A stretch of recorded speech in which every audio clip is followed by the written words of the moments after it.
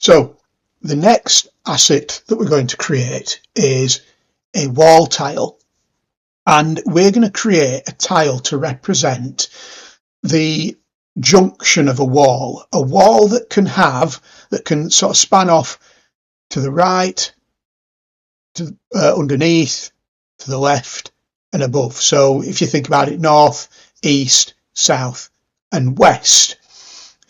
And we're going to create it in such a way that all the other wall tiles that we create will connect onto it without it looking disjointed and out of position.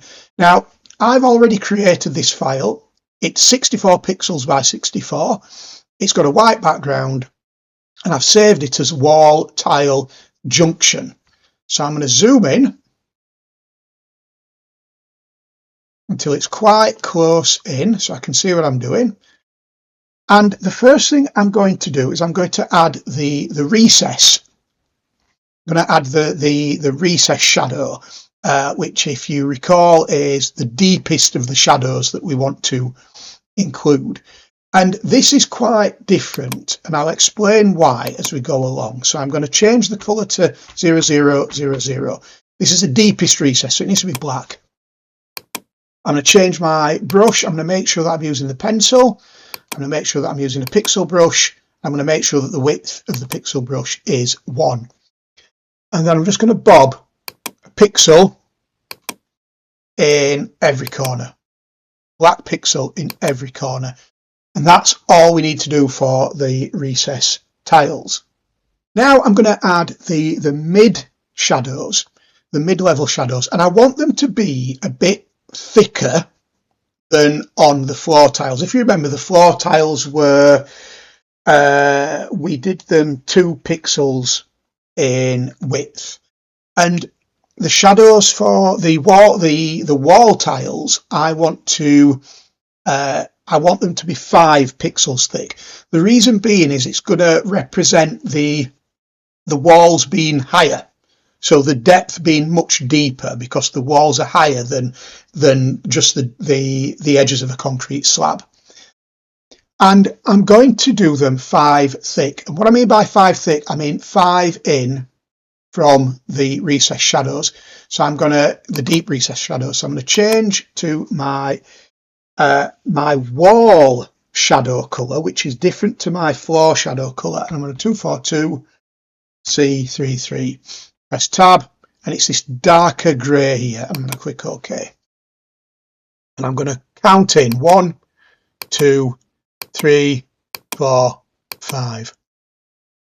1, 2, 3, 4, 5. And then I'm going to sort of square that out, so it's a full square.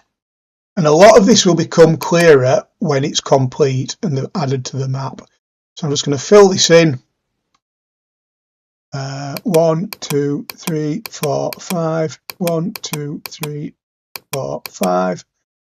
Like I say, I'm going to fill this in, and I'm going to do one of these at each corner.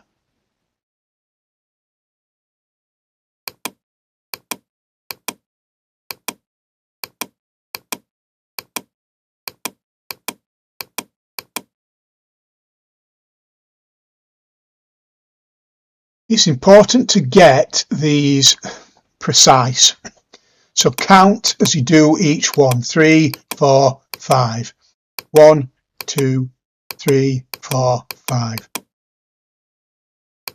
So it's important to get each one precise, because they've got to match up with all the other tiles that we're going to create later. So that's my deep recess. My mid recess shadow added. And now I'm going to add the highlights. So I'm going to click on the color, and I'm going to pick my highlight color for my wall, which is 6F8899. I'm going to press tab, and it's this lighter color here. It's a bit darker, I think, than my the highlight for my floor. But that's the whole point. So I'm going to click OK, because it has to be slightly different to the floor tiles. And the highlight, I'm just going to add 1 layer of highlights, just one pixel layer of highlights, and I'm going to draw each one. Again, you've got to be precise about this. You can still use a shift click mechanism, but you just need to be precise. Otherwise, your other tiles will look skewy when you come to finish them. Right, so they are the corners of my walls. And now I'm going to fill the center with my albedo color. So I'm going to right click. I'm going to do the same again by creating another layer. I'm going to right click. I'm going to go to new layer. I'm going to call it albedo. And I'm going to click OK. I'm going to make sure it's above my background. And I'm going to click on my background layer. Use fuzzy select. Select the white section within the background. Click back in my albedo. Click on my colors and change them to my base albedo color, which is 3A4650. This is dark grey blue, and I'm going to click OK. I'm going to go to the fill bucket and I'm going to fill that area in. I'm going to press Ctrl, Shift and A to deselect, and you see when you zoom out, you don't quite see the depth in the same way as you do on the floor tiles, but you will when it's all put together. So I'm going to click on albedo. I'm going to click filters, noise, HSV noise. I'm going to turn down the dulling, turn saturation up to 0.05, turn value up to 0.05. I'm going to click OK, and that is the first of my wall tiles. So I'm going to press Ctrl and S to save it. And I'm then going to go into where I keep my files, and I've got my wall tile junction. I'm going to press Ctrl and C, Ctrl and V, and I'm going to call this wall tile junction original. The reason being is I'm going to perform the same destructive action on here, on this tile, as I did on my floor tile. So I'm going to right click, go to merge down so it becomes one layer. I'm going to call it wall. I'm going to call that layer wall tile junction. And that's my sort of central junction wall tile in place there. So the next tile that I'm going to create is a wall tile that runs from east to west, left to right. And once I've created this tile, I'm going to show you how the tiles we've created so far fit together. And you'll get a sense then as to why it's so important to be precise about the width of the different elements that we're adding. So I've already created this 64 by 64 pixel image. I've called it wall tile east west. I'm going to zoom right in. I'm going to sort of put it in the center of my screen. I'm going to zoom in a bit more. And the first thing, as always, is I'm going to add the deep recess shadow. So I'm going to click on my color palette and I change the color to black, 000000. Press tab and click OK. And make sure that I've got my pencil tool selected, that I've got a pixel brush is selected, and that its width in this case is 1. And I'm going to do the click, shift, click to draw in 2 lines, one at the very top, one at the very bottom. We're not going to put them on the left and the right. The reason being is because this is an east-west wall, so it's continuous. There isn't a gap or a block or anything like that. It's continuous. And the idea is you should be able to put the east-west tiles together and it should form one continuous wall. The next thing I'm going to do is I'm going to add my mid shadow. So I'm going to click on the color palette and I'm going to put my mid shadow color, which is 242C33. Now GIMP, and this is just a bit of a tip, GIMP does store the colors that you've used previously in this little section here. Feel free to use it, but always check that you've got the right colour. Check it against your list. Otherwise, you may wind up having sort of odd coloured tiles. I'm going to click OK. If you remember, the mid shadow that we added to the junction was 5 deep, and we're going to replicate that by changing the brush to size 5. Click, hold down Shift, and click.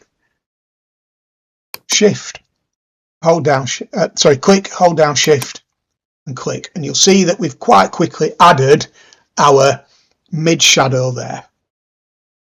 As always, it's time for the highlights. So I'm going to click on the colour palette, and I'm going to put in my highlight colour, which is 6F8899. I'm going to click OK, and then I'm going to turn the brush size down again to 1. I'm going to use it to draw the highlights across the wall. You can put some little scuffs in, you can put some marks in if you wish. It's up to you. Again, there's no rhyme or reason to any of these. It's just a scuff here and a scuff there. You could also have put them on the junction as well, but you can always go back and do that if you've kept your original copy, that is. So yeah, and I'm gonna just press Ctrl and S to save that. And I'm now going to add my albedo colour. So I'm going to, I'm going to right click, new layer, and I'm going to call it albedo. I've called all my previous layers albedo, so it's already in there, albedo. Click OK. I'm going to go into my background, use the fuzzy select to select the background, go into my albedo, change the colour to my albedo colour, 3A4. That's not, yeah, 3A4 650. Click OK. Use the bucket fill to fill my albedo colour. Press Ctrl, Shift and A. Then I'm going to go again. This process is pretty much what we've done previously. With albedo selected, I'm going to add a filter. I'm going to add some noise, some HSV noise. Turn down the dulling, turn up the saturation to 0.05, click OK. And when I zoom out, got my sort of wall section complete there. And I'm going to press Ctrl and S to save. I'm going to go into my game assets, and I'm going to click on tile east west, Ctrl and C, Ctrl and V to copy and to paste. I'm going to call it my original. And then I'm going to the destructive action again, right click, merge down, double click, wall, tile, east, west, press enter. And now I'm going to press Ctrl and S again, and now I've got my east-west tile in place.